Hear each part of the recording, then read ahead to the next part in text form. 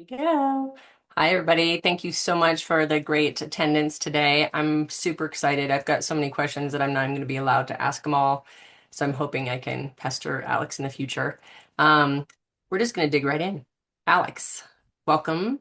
Can you tell us where you grew up and what your family was doing there? I know where it is, but tell everybody on the call. Sure. Hi, everybody. First of all, thank you to everyone at the Flynn Foundation for having me and for inviting me to speak to everybody. So I'm from Flagstaff, Arizona. My family immigrated from southern China. And so our general immigrant story is that my maternal grandfather came from southern China first through the Bay Area.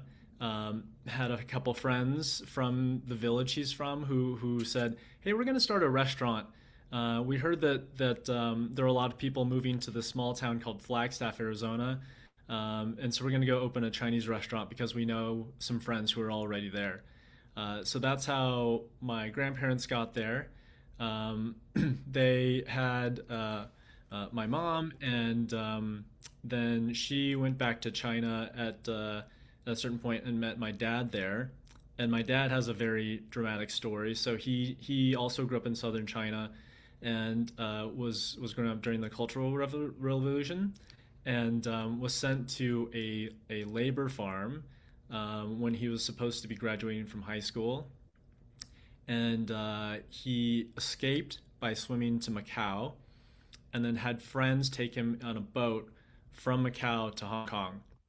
And every time I hear the story, it's never directly from my dad, and so I get little bits and pieces from either other family members or distant relatives who have met once, and it just seemed like a really perilous story of him swimming through shark-infested waters, and um, I only tell that to say that like the journey to get to Flagstaff was a pretty long one and one I don't take for granted. So, yeah, that's where I grew up, and it was a really formative place for me. And now that I'm an adult, I've found it to be a pretty unique place to have grown up, both in the racial makeup of the city and the experience of growing up in a mountain town and just Arizona in general. I mean, you've got risk taking in your blood from both sides. I think it takes so much courage to let alone swim in the shark infested waters, but even heading from, San Francisco and deciding to open up a restaurant in a tiny town that they've only heard of. To me, it's really wild. Fast forward when you graduated from high school, I think it was 2003, is that right? Yeah. What, in your mind, what choice were your parents actually giving you? Yeah, so all of that preamble on the backstory is an important one because essentially, my mom wanted to be an artist, and because we had a family restaurant, which is an all-encompassing endeavor, her parents said, "You have to help out at the restaurant. We need you to have a really stable career. Artistry is like not one of those." And so she ended up studying computer science and working at the hospital in Flagstaff. And my dad became a chef in our restaurant after having wanting to be a scientist growing up in China. So when I graduated from high school, they gave me the choice of either running our family restaurant, which we had had for 40 years, or going to college. And when I got the Flynn, I thought, as much as I love working in the restaurant, which I had been doing since I was like 6 years old, bussing tables, I think I'm going to go to school and take the Flynn. And so the funny thing is that all of the hopes and dreams that my parents had, they pushed onto me. And so I obviously they're happy for me to go to school, but not to jump ahead too far, but after grad school, my dad said, "Hey, just so you know, your mom and I saved enough money for you to go back to grad school to become a nuclear scientist." And it was like, oh, that's not something I had ever mentioned, but it was clearly like something that he had wanted to do, and it was just projecting onto me. So, in a lot of ways, I was just kind of living out things that they had hoped for themselves, and for things for my brother and I to live out too. I think even with parents who aren't doing the projecting, which is normal, by the way, it's like at age 18, 20, even 30, we're not really sure. We haven't been exposed to many things and to even understand what we might want to do. So it makes it double tricky. But luckily, the Flynn Foundation allows lots of exploring. So when you started at U of A, were you in the engineering kind of mindset? How did you start U of A and why did you decide to study that? Yeah, so I think the my answer to this question is like really changed as my career has progressed as I've gotten older. I think if you had asked me that, when I was a student, I would have thought uh, I really wanted to go to an elite school where the cachet of it honestly was more important to me than some of the other things. But I think in retrospect, getting the Flint and going to the U of A was like beneficial on so many fronts. One of them was I genuinely thought I was going to do biomedical science, so I was doing pre med, engineering, and business. And three majors at one time, as you can all guess, is like really terrible and not a good idea. So that was like a really hard, not fun year. And again, some of that was just because like these are things I was interested in, but a lot of my peers were also doing that. So part of it was just like, oh, I kind of want to hang out with them. But the biggest piece is that by going to a large school and not going to like, Harvard or a smaller but more elite school, like you have more room to explore. So it's not just the Flynn, but going to a big school meant that I had access to majors that I probably wouldn't at some other smaller school. And that really ended up being a big part of my story where, I had this first tough year where I was pretty much just doing too much. And then it was actually our Flynn trip, and during our year was to Hungary and Romania, where at the end of it we were supposed to do like sort of a recap, and our class did a video, and so I did a lot of the filming and editing, and I thought, wow, this is really fun. I genuinely enjoy this, um, and the other thing was I had a career day when I was looking at some of the different engineering fields, and I thought engineering was all about creativity and you're problem solving and you're building things from scratch. And when we did this career day, one of the engineers said, "Oh well, actually my day to day is pretty repetitive, and I thought you're building spaceships." And he's like, "Well, I work on the tail light of this spaceship for the next 6 months," and so I think all of that in combination made me feel like I need a career path or a life where things are always changing, where there's new challenges. And so, again, by going to a big school, I was able to pivot to it was called media arts at the time. So now it's basically film production and journalism. So two very very different places from where I started. And again, only made possible one by the Flynn, and secondly by going to a big state school. Did you have that as a hobby at all? Like when you're younger, did you ever do any sort of hobby related to filmmaking, or was it just happened to be on the Hungary trip that the camera fell in your hands? I don't think it really was a hobby for me in high school. Um, I didn't really have access to a lot of cameras, to be honest. So it was something I sort of discovered in college.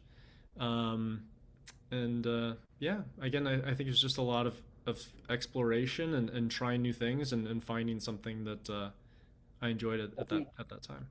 Made it click. Yeah. So, I mean, everyone who's read your bio knows you've been in filmmaking.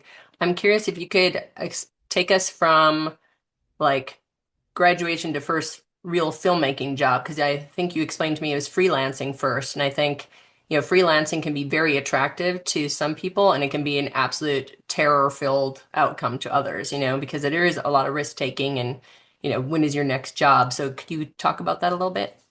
Yeah, so from the U of A, I graduated with the degrees in media arts and journalism, and then decided I want to be more serious about the film path. So I ended up going to the Florida State Film School, which is a 2-year MBA or not MBA, MFA program, and it's a Hollywood style school where the primary focus was large style films, where you're encouraged to learn every position on a set, and that ended up making a huge difference as we talk about the progression of my career, but a lot of other film schools really require you to focus. So, like if you're going to go to USC, NYU, um, they're like, if you are a cinematographer, that's all you will study. If you want to be a director, that's all you will study. And there's definitely advantages and disadvantages to that, but yeah, this film school again encouraged you to learn everything, and now having some distance past that point, it really served me well to be in this changing world where now you are required to do a little bit of everything. Where when I first started, everybody's like, when I was thinking about moving to LA, they're like, no, if you're going to be an editor, that's all you do. That's all you put on your resume. Um, so yeah, graduated from this 2 year MFA program, and then most of my friends moved to LA and New York, but I met my partner in Florida, and so moved in and stayed there and tried to build my TV career there. And so freelancing is its own world. In some of the bigger markets, you're competing against fresh crops of film school students every year. So there's kind of a perpetual race to the bottom a little bit of like everybody's willing to work for free because they're trying to get their foot in the door. Whereas when I was in a smaller market, the access to jobs was more restricted, but you could pick up lots of different kinds of jobs. So again, sort of fed into what my training was in film school. But my first actual real professional job was this huge luck of draw where I applied. I think it was on Craigslist or something like that, where this guy who ended up being one of my really good friends named Shane Reynolds he was a host or a co-host on a show for the Travel Channel, where they had four different normal everyday people who went to go travel to different American cities, and he was a one-man band, meaning he was hosting his little segment, he was filming it, editing it, doing all the production work by himself, and he took that and parlayed it by selling a show to National Geographic.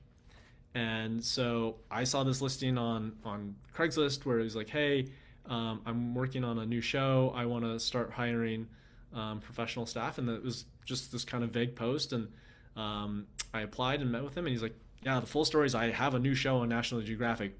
And I'm looking for people who can edit and shoot and produce a little bit. And I thought, again, what a great stroke of luck that I went to a film school that encouraged learning all of those kinds of things. And um, yeah, again, very lucky and got that gig. And my first professional shoot was jumping on a plane to Djibouti on the eastern horn of Africa, and we went diving with whale sharks, and it was filming for National Geographic. So that was my first real gig. Which is like a dream job for anyone who ever thinks about, anything in the travel space or storytelling and all that kind of stuff. So that's so exciting. Speaking of storytelling, I was wondering, I was looking through your website and your client list throughout, I think, the early years, and they're quite varied. And you can correct me if I wrote these down wrong, but like NFL, NBA, Royal Caribbean, ACLU, Human Rights Campaign. I think I even saw the military. I'm wondering, since you worked across so many different worlds, have you no, like what do you start to notice about what good storytelling has in common across that kind of wide spectrum? Because I'm sure it gave you an opportunity. You had stuff in your mind, but then you learned as you went along. Yeah, well, I think that good storytelling has a couple of common themes, regardless of the client or the subject matter, and most of the time it's about finding the human centric point to the story.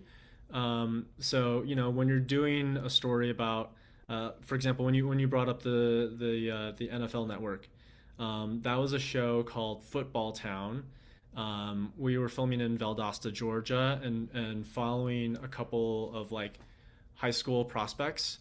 It was at this high school that had a storied history where they used to be really great, had sort of a slow decline, and now we're sort of on the rise again with a new coach. But there was like different racial drama amongst the players, and the town was sort of split geographically by race. And so while the on the surface was all about football, there were a lot of other human layers, but below that first level. And whether you're doing short form video or long form documentaries, that's really what you want to hook people with is what is the human center of the story. Well, that makes sense. And especially, I think, I mean, we'll probably talk a little bit about AI and your thoughts there in the video space later. But especially in that place, I'm hearing more and more people wanting authentic and human as part of what they watch. So you got one big job on Craigslist, and you got another big job through a Facebook group. And so I was hoping you could talk a little bit, not necessarily about the Facebook group, but how you ended up on the Clinton campaign for a year. And, you know, in the context of working, you can tell everybody about that year. But I'm especially interested in, do you see anything that political media teams do well versus like the corporate teams, the in-house corporate teams, since you kind of both worlds now? Are they just plain different? Are they similar? And just tell us about what that was like. Yeah, sure. So first to connect it back to your previous question on freelancing, the way that at least you would get gigs in that period of time was you were basically scouring the internet as well as building your personal network. And so you would look for people posting different jobs. And I was working in mostly the unscripted television world. So that's documentaries, sports, reality TV, anything that basically didn't have a script attached to it. So a lot of these shows would travel into the area, do one or two episodes, and then move on to the next place. So like the biggest show I worked on was Top Chef. They did a New Orleans episode, so I would like drive over there, work there, and then I was basically traveling between New Orleans, Atlanta, different parts of Florida, and so I was just constantly on different websites looking for those types of gigs. And for anybody who's considering freelancing, there's the creative part of like, okay, can you do the actual job well? And then there's the sort of the starting your own small business part of it of doing your own taxes, setting up your LLC, finding your jobs. When you're a freelancer in TV, chasing people for money when they don't pay you on time, those kinds of things. So there's definitely a hustle to it, and one of the places I would look frequently was Facebook groups, and there was a group based out of New York that was just New York Productions, where a lot of the production companies were based there or the producers, but they would still send people down for specific episodes down to Florida. And so I would check that one regularly amongst others. And there was a posting for an open call to applications for the Clinton campaign. And this was towards sort of middle of 2015. I just cold applied, got through the first round and got into some interviews. And I think it was probably compelling for them to have a person of color, a gay person, someone from Arizona which was a swing state, now living in Florida, which was another swing state, and had a fair amount of professional experience. And so just again another real big stroke of luck, but got hired on the Clinton campaign and moved to New York for the 2016 campaign. And so that experience was its own little whirlwind of where basically after I got hired, from the moment I started, they said, okay, grab a camera. We're going to send you on the road. You're going to go film. We called them real people stories. So people would write letters or emails saying like, hey, this is how Hillary's healthcare plan would change my life. This is my story. And I would go meet some of these people, film something. And our comms teams would basically say, we think there's an interesting story here, but we don't know, whether it'll be turns into an ad or a social piece or whatever it is. Just go film something, make something cool, and we'll figure it out later. So as a filmmaker, there was like a real technical piece of learning in terms of, okay, how do you find a story? How do you produce things that you don't know a ton of logistics about? How do you meet and ingratiate yourself with people really quickly so that they open up on camera? So there were a lot of professional benefits in getting thrown into a fire like that. And then another big piece of it was after that segment, basically my job changed a lot throughout the campaign, and I followed Hillary around with a camera for a big chunk of it. We did what was called surrogate work, so any high profile celebrities or other politicians who were going to stump for Hillary, I would go film with them. I followed Tim Kaine, the VP candidate, for a good while, and then did a lot of the big rallies at the end too. So again, just a lot of different pockets of filmmaking and styles. Some of it was like more live broadcast style. Some of it was more cinematic.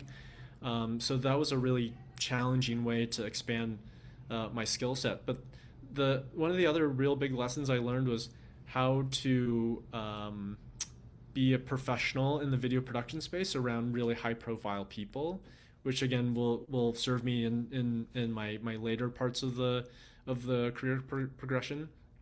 Um, but yeah, it was the best year of my life until the end, and met a lot of really interesting people and went to different pockets of the country that I probably wouldn't have gone to otherwise.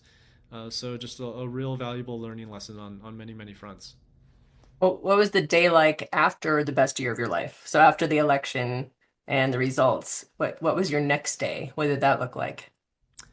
Um, wow. So to describe the day, I was setting up my camera. I was the main camera on the riser at the Javits Center on election night, and all of the polling said that Hillary was going to win. We were very confident. My biggest concern actually was getting some of my Flynn friends into the election night celebration. And I was just like, oh, the election's gonna turn out fine, like whatever. I just need to get my friends in here so we can all party together. So as the night unraveled, a lot of shock, obviously, and the day after was a really tough one because if anybody sort of remembers, Hillary didn't concede on the night of the election. A couple of the states were too close, and so she conceded the morning after. So basically, none of us slept. I was again the main Mm. camera on the riser of the morning of the concession, and it was obviously really tough. And all of the press who I had been traveling with were setting up their cameras next to me, and they were all like, "I'm so sorry that not that it turned out the way it did because that's not what they were there for, but that they could see the pain on all of our faces." And you really do bond with the people on the road, and so um, yeah, it was tough. It ended up being our biggest live stream of the year, which is Mm. probably unfortunate in a lot of ways. But yeah, after the shock sort of wore off, it was just kind of okay. What do I do now? Because I really thought she was going to win. We are going to move to DC. Life would be Certain path. have a Uh-huh. certain path for the Mhm. first time in a while. It was like, oh, I won't have to freelance. I'll have like a job that's sort of predefined. Gotcha. I'm gonna zoom us along because I have so many things to talk to you about in the next 13 minutes. Um, but I want to 100% mention that, we have in front of us someone who's won an Emmy, which is pretty dang awesome.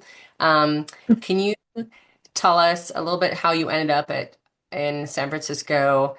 I'm mostly interested in not necessarily the geographic change, but like that was a total different environment in terms of a fast-growing company, charismatic founder. You seem to be around charismatic, big people in the room. That's a theme that I'm picking up. But in the context of that, where I'd like to go is like looking back, besides all the awesomeness that you had experienced, do you have any diligence questions you wish you would have asked yourself? Or are you know, you still had a great experience, but there are some bumps on the road. So just hoping you, from in terms of the lessons for all of us, can learn from your life. This one might give us one. Yeah. So what Sarah's describing is that I met a friend on the Clinton campaign. He joined a startup in San Francisco called Aussie, which was a millennial focused news organization. They had just started doing TV shows, and so that's why my friend recruited me. Um, just gonna mute that. And that's how I ended up in San Francisco. And so, yeah, basically, this company, Aussie, From the outset, I had a number of questions, but one was that when I was investigating the company and deciding whether to move out there, I looked at their social media presence, and my friend was like, "Well, it's a small company. We're just starting out. Um, they already have X number of subscribers to this newsletter. A lot of people watch these digital videos and all this stuff." And the things that didn't quite make sense to me was like, okay, well, if there's this tremendous growth, why does the Instagram page only have 300 followers? And I was like, my personal account has like a lot more than that. So there were some certain maybe red flags in retrospect. But I think career wise, I think you just have to be really clear eyed about when you're able to accept some risk for some other potential benefit. So um, I knew there's some things that felt a little weird about this company, and but none of them felt dangerous or egregious. I just thought, okay, maybe they're like a lot of other digital media platforms where they're looking to pay to play on Instagram and some of these other platforms, and that's just how it goes. But again, in retrospect, maybe I should have taken them some of them more seriously. But uh, basically, what happened at Aussie was that we did do a lot of really cool projects. You mentioned the Emmy. We won an Emmy for a show called Black Women Own the Conversation, which was a really important show that we did for the Oprah Winfrey Network, where we had 100 black women, and over the course of a series of episodes, it was basically a talk show where we'd invite different guests, and amongst this specific community, they would talk about these very intimate subjects. And so that was like an important topic and an important time to have it. So we did a lot of cool stuff. And a couple of years after, or basically after, right as I was leaving for my next job, there was a New York Times article that came out that said that Carlos, one of the co-founders, and his other co-founder, impersonated a Google executive on a fundraising call with Goldman Sachs, and so the whole company got exposed to the New York Times, and it imploded. And some of the things that ended up coming out were things like lying about subscriber numbers, viewership on some of the YouTube shows we had done. So again, maybe some of those small flags were things I should have taken more seriously, but again, it was You also still risk. really great work, so Yeah, that's the thing exactly. that it's interesting to me is like, it's a bummer when different business people are so worried about a vanity metric. Maybe it's money as well, but in the meantime, you guys delivered incredible work and won an Emmy. So, and luckily you landed well. Which brings us to the last segment before we open up to Q&A. Um, as Actually, I'd like you to explain. I won't use your words and my words. You work for the head group in Meta, and I want to dig into a little bit about your experience there in the context of a very large, corporation. It's literally so different than your past. And to me, like, you're all full of creativity. Every part of your life going up to this point is, variation and creativity. So leaping to Meta in this role, I'd like you to describe the role is and your day-to-day life, and are you getting your chance at creativity now that you have hundreds of millions of people that could be your audience? Yeah, so during COVID, I left Aussie and joined Meta. So now I'm on a team called Executive Production, and I manage a studio in the Menlo Park headquarters. And because of my time on the Clinton campaign, when I saw this job posting, they basically said, "Hey, we need someone who can film with super high profile people, not get nervous, understand how to be in that room." And so, during the interview process, I thought, well, I've already filmed with three presidents, a couple of candidates who maybe should have been president, and a lot of high profile celebrities. So I thought, I'm not going to get nervous around Mark Zuckerberg.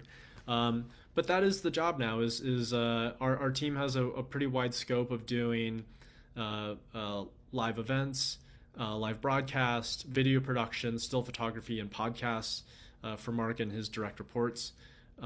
So yeah, it's a very different environment from where I started, where as a freelancer, I had to hustle and buy my own equipment. It was whatever I could afford. You'd get the next gig and try to get enough money to buy the next level up of camera. And now at a company that is this large, we have a fleet of cinema cameras that I would have dreamed to have just been able to touch before, and now I was telling Sarah earlier, I'm in Las Vegas at NAB, which is a big trade show, and it's all the newest cameras and lights and lenses, and being at a company this big, you can just kind of say, well, let's have 7 of those, please, which was again something I would never have dreamt of before, and so the scale of work, both in access to people, equipment, facilities, is just sort of unfathomable. And like you mentioned, there's just a lot of weight to the things that we make, for better or for worse, because you put one video out on Mark's profile, and you could have 500 million people see it. So Yeah, it has its own can of worms. in the context of like Meta, it's from the outside, it's rewritten its own story quite a few times in the last 5 years, like metaverse and wearables and now AI and everything. Everybody's going into AI deeply. How much of that churn comes into your team? And do you get to drive the bus all at all? Or like is it a marketing team that decides, or internal team that decides what they're going to film? How does that relationship work?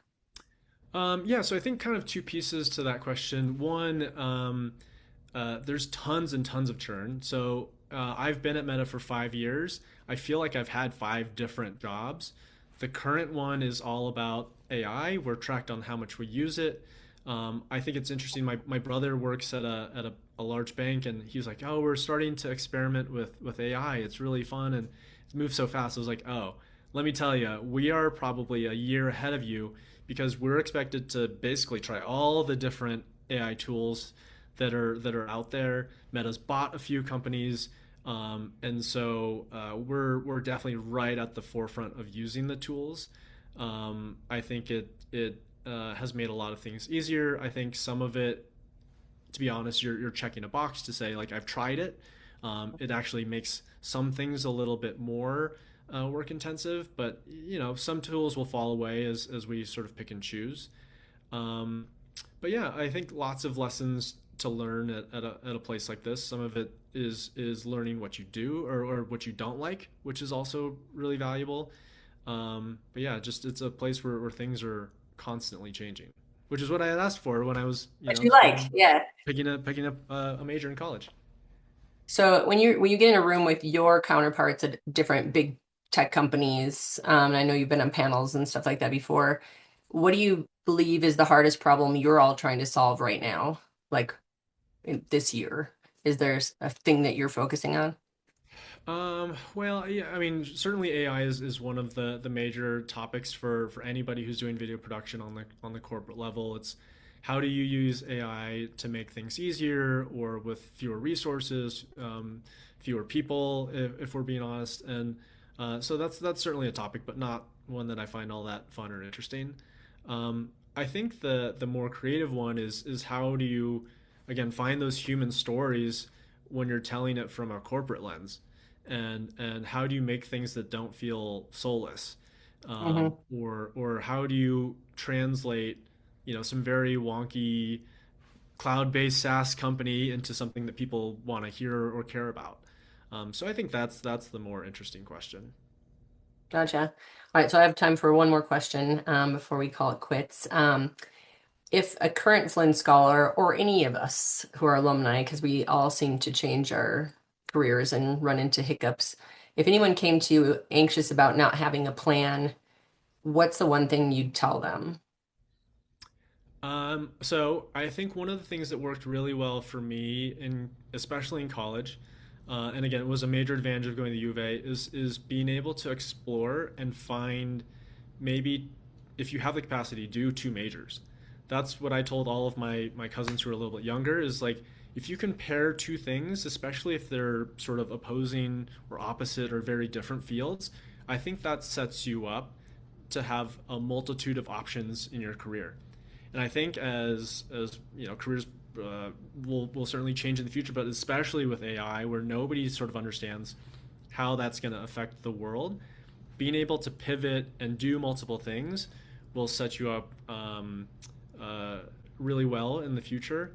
I think that the other one is that, right now people have specialties where you feel like, oh, I'm gonna do this thing, but in the future you may not physically do that thing. You may have your artificial intelligent agents or fleet of agents do the thing for you, and everybody sort of is a project manager, and what you manage is just that specialty.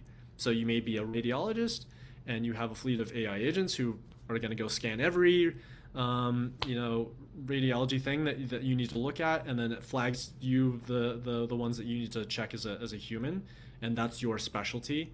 But I see a very near future where everybody's some form of a project manager. So, just study and give yourself as many options as you can, whether that's through college or train different training later in your career. Cool. Well, thank you so much. Everyone, please stay on the call, but I just want to say thank you, Alex, for your time, and this will conclude our formal podcast session.